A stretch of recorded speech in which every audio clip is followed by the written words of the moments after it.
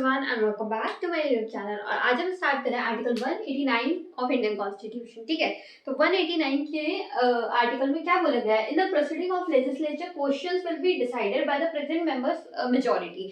देखो, अगर लेजिस्लेचर की कोई भी प्रोसीडिंग चल रही है, अब उसमें क्या क्या क्वेश्चंस उठने हैं तो वो डिसाइड करेंगे जो वहां पे मेंबर्स प्रेजेंट है उस लेजिस्लेटिव असेंबली, उस लेजिस्लेचर काउंसिल, मतलब दोनों में। ठीक है, उस स्टेट लेजिस्लेचर में जो भी मेंबर्स प्रेजेंट हैं उनके बेस पे डिसाइड होगा, उनकी मेजॉरिटी से डिसाइड होगा कि कौन से क्वेश्चंस पूछे जाएंगे इस वाली प्रोसीडिंग में। इसके बाद इसमें ये भी बात आती है कि speaker and chairman will not vote in the first instance but then can be vote in the equality of vote. The speaker of legislative assembly और चेयरमैन ऑफ लेजिस्लेटिव काउंसिल ये वोट नहीं करेंगे फर्स्ट इंस्टेंस में, पर अगर equality of votes आ जाती है या फिर टाई हो जाता है ये वोटिंग, तो फिर ये वोट करेंगे और फिर जो भी रिजल्ट होएगा वो डिक्लेयर हो जाएगा। अब हम चलते हैं आर्टिकल 190 ऑफ इंडियन कॉन्स्टिट्यूशन। इसमें क्या बोला गया है कि no person can be member of both houses if he will vacant the seat. देखो, अगर कोई भी इंसान है वो legislative assembly as well as legislative council इन दोनों का मेंबर एक साथ नहीं हो सकता, और अगर ऐसा कोई इंसान मिलता भी है तो उसे वेकेंट करना पड़ेगा सीट को, या तो लेजिस्लेटिव असेंबली से या फिर लेजिस्लेटिव काउंसिल से। इसके क्लॉज 2 में ये भी बोला गया है, if a person is a member of more than one state legislature. अगर कोई पर्सन है वो more than one state legislature का मेंबर है, जैसे कि वो कर्नाटका और तमिलनाडु, ठीक है, या फिर आंध्र प्रदेश, ठीक है, इन तीनों का मेंबर है वो इंसान। ठीक है, तो ऐसा नहीं हो सकता है कोई एक मेंबर एक ही स्टेट लेजिस्लेचर का मेंबर रह सकता है और उसमें भी एक ही काउंसिल का या फिर असेंबली का मेंबर रह सकता है। ठीक है, तो अगर कोई ऐसा इंसान है जो कि 3 या फिर 2, एक से ज्यादा कितनी भी हो सकती है, एक से ज्यादा कितनी भी स्टेट लेजिस्लेचर का मेंबर है, तो उसको रिजाइन करना पड़ेगा। और ऑल्सो कि जो टाइम लिमिट प्रेसिडेंट डिसाइड करेंगे उसके अंदर इनको रिजाइन करना पड़ेगा, फिर चाहे वो कर्नाटका रिजाइन करे, वो तमिलनाडु रिजाइन करे या फिर वो आंध्र प्रदेश का लेजिस्लेचर रिजाइन करे, एक में वो रह सकते हैं। ठीक है, तो वो चूज कर लेते हैं तमिलनाडु वाले लेजिस्लेचर में। ठीक है, that's all for article 189 and 190। और मैं अब पढ़ेंगे अपन 191 ऑफ इंडियन कॉन्स्टिट्यूशन आर्टिकल। ठीक है, okay, now we are reading article 191 of Indian constitution, जो कि बात करता है disqualification of a person in a state legislature. एक स्टेट लेजिस्लेचर के अंदर ऐसे किस आदमी को डिस्क्वालीफाई किया जाएगा, तो उसकी कुछ कंडीशंस दे रखी है, कुछ पैरामीटर क्राइटेरिया दे रखे हैं, तो वो सब हमें पढ़ना है। अगर कोई person if he holds any office of profit under the government of India और द गवर्नमेंट ऑफ स्टेट, अगर कोई ऐसा इंसान है जो कि होल्ड कर रहा है office of profit under Indian government या फिर स्टेट गवर्नमेंट के अंदर, तो वो मेंबर नहीं बन सकता किसी भी स्टेट लेजिस्लेचर का। इसके अलावा if he is declared unsound of mind by a competent court, अगर किसी competent court उसको बोल देता है कि ये unsound of mind है, क्या तुम लोगों को दिख रहा है?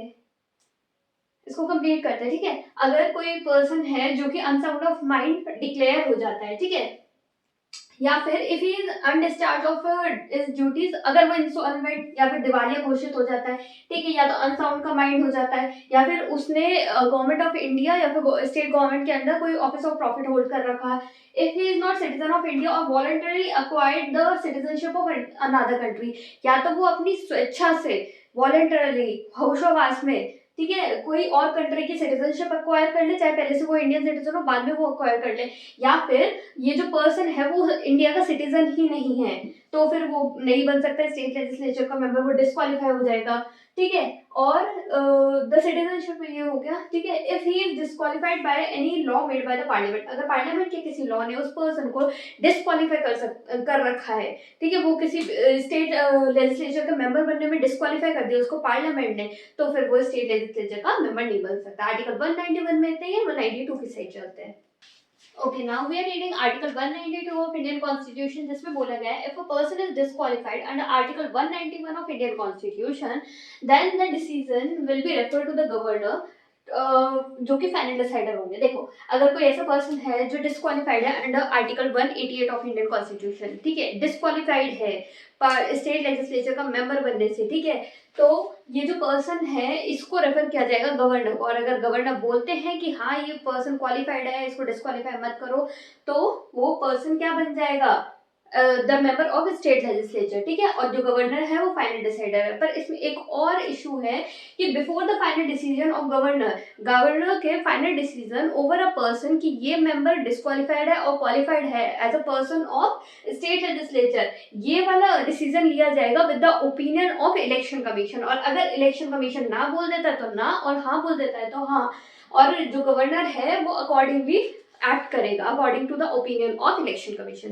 That's all for article 192 of Indian constitution. अब हम देखते हैं आर्टिकल 193 ऑफ इंडियन कॉन्स्टिट्यूशन। इसमें क्या बोला गया है, इफ अ पर्सन सिट और votes in the legislative assembly और लेजिस्लेटिव काउंसिल, अगर कोई पर्सन बैठ जाता है लेजिस्लेटिव असेंबली या लेजिस्लेटिव काउंसिल या फिर इनकी कोई साथ में मीटिंग हो रही है, ठीक है, या फिर स्टेट लेजिस्लेचर में बैठ जाता है without fulfilling the requirement of article 188 में क्या देगा, क्वालिफिकेशंस ऑफ ये to be a member of legislative assembly और काउंसिल, ठीक है। तो अगर इसकी रिक्वायरमेंट्स को फुलफिल करेगा, आर्टिकल 188 की रिक्वायरमेंट्स को अनफुलफिल्ड है, ठीक है, इसको फुलफिल नहीं किया गया और ये बैठ जाता है और वोट करने लग जाता है लेजिस्लेटिव असेंबली चाहे लेजिस्लेटिव काउंसिल में, तो ये जो पर्सन है, चाहे इसको पता हो कि ये पार्लियामेंट के द्वारा प्रोहिबिटेड है और चाहे नहीं पता हो कि ये प्रोहिबिटेड नहीं है, ये अननोन हो फैक्ट का कि ये पार्लियामेंट से प्रोहिबिटेड है या फिर नोन हो इस फैक्ट का, तो ये पर्सन ये पेनल्टी देगा। कितनी पेनल्टी देगा, 500 रुपए पर जितनी भी इसने सिटिंग अटेंड की है या फिर जितनी भी सिटिंग में इसने वोट किया है,